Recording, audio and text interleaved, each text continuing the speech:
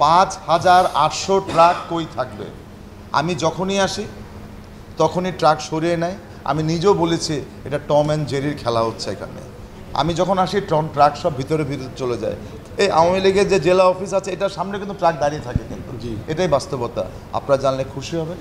মাননীয় প্রধানমন্ত্রী জননেত্রী শেখ হাসিনাকে আমি বলি, অত্র এলাকার মাননীয় সাংসদ, আমাদের স্বরাষ্ট্রমন্ত্রীও বলেন, সালমান ভাইসহ আমরা যখন অফিস উদ্বোধন করি তখন মাননীয় প্রধানমন্ত্রীকে বলেছে, আপা ট্রাকগুলো কিন্তু সামনে দাঁড়িয়ে থাকবে।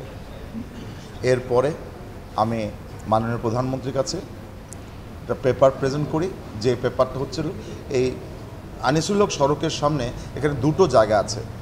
একটি হচ্ছে আমাদের